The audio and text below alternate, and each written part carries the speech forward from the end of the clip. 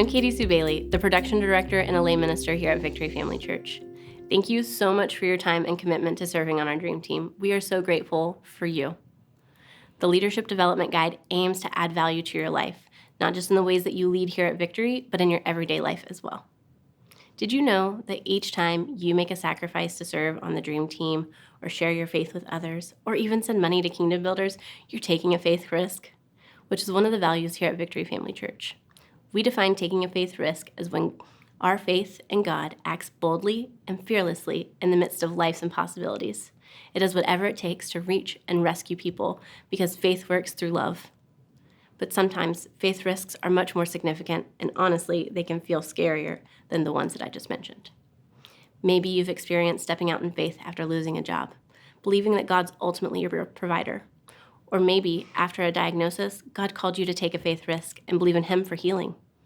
Or even a faith risk to begin or end a relationship, because you know God called you to do that. What God asks of us often leads us to closing some doors and opening some others, even when we don't fully understand what that means for our future. Let me share a story about a time that He asked me to take a faith risk. After months of prayer about transitioning my family off the mission field in Spain, God provided a position for me at a church in Kentucky. This wasn't just any job, it was a position that met so many of my family's needs. The church held the position open for months, waiting for us to return from overseas. It included a home on the church property, which was another massive need for us as we came home. It was the home to a community that surrounded me, my husband, and our 2 little girls with love and friendship. It was an incredible blessing and an answer to so many prayers. Although I thought this role would be long-term, it was just a few years later that God started stirring my heart. I remember when God spoke to me and said, "I haven't called you to just stay comfortable."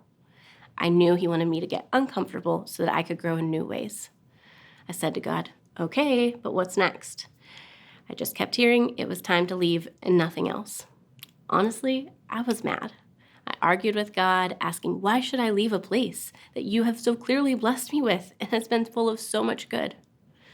But obedience was my duty, and I trusted Him enough to take another faith risk.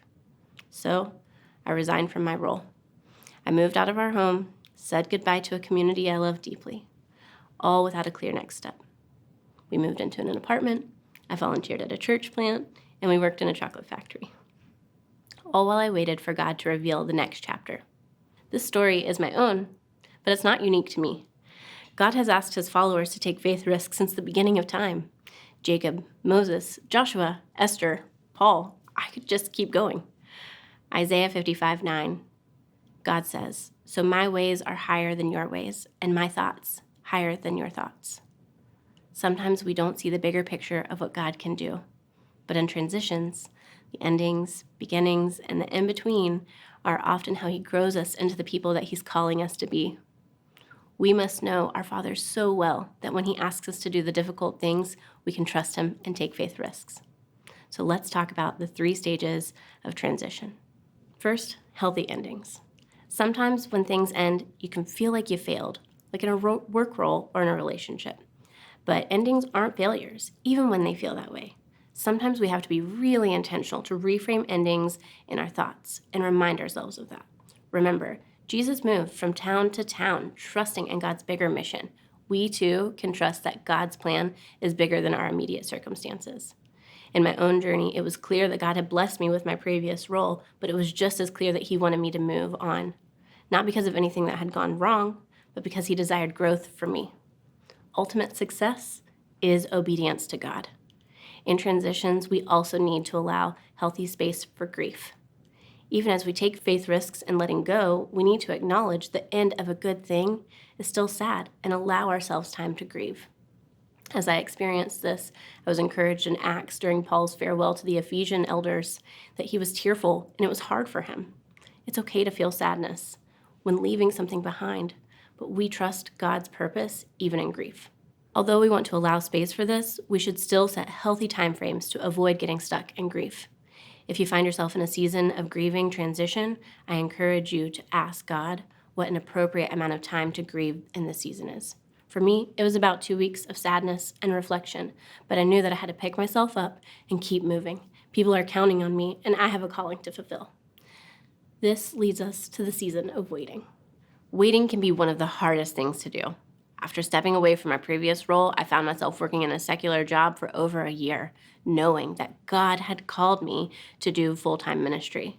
I often asked, God, what are you doing? Why am I waiting so long?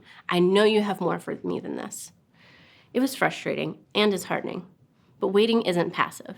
It can be an active process of preparation, because nothing is wasted with God. He is preparing you for what He has prepared for you. It's a good time to take on the attitude of what am I gaining and what am I giving? For me, it meant strengthening myself and my family, which meant dealing with some things that had been neglected. For you, it could be a season of dating or even education. It also became an opportunity to reflect on God's past faithfulness. When things get hard, stir up your faith and remind yourself of all the ways that God's provided for you in the past. Speak the words out loud. He was faithful before, He'll do it again. Many in the Bible have also experienced long seasons of waiting, like David to be king and Jacob to see what God had shown him to come to fruition. David wrote in Psalms, "Be strong, take heart, wait for the Lord." And remember that it's in the seasons of waiting that we learn to depend on Him and trust His timing. Let's move on to healthy beginnings, which many times is a whole other faith risk. For us and my family, it was moving 12 hours away to a church I'd never visited in a state I barely knew. It was daunting to say the least, but I clung to His promise in Joshua 1:9, "Be strong and courageous, do not be afraid, do not be discouraged, for the Lord your God will be with you wherever you go." And if He's with me wherever I go, He's definitely where He called me to go. What's so amazing is that scripture was God speaking to Joshua right after he discovered Moses had died, and he would be the new leader of his people. Talk about a transition. When I moved to PA, the step of faith brought incredible growth opportunities. At Victory Family Church, I was promoted to oversee the production department, participated in lay ministry training, and was even given the opportunity to invest in our residents and interns, and even you today. Because I was willing to say yes to God and take a faith risk, God blessed me in ways that I had prayed for and in ways that I hadn't even imagined. As you lead here at Victory or in your workplace and home, remember that taking faith risks is part of God's design for your growth.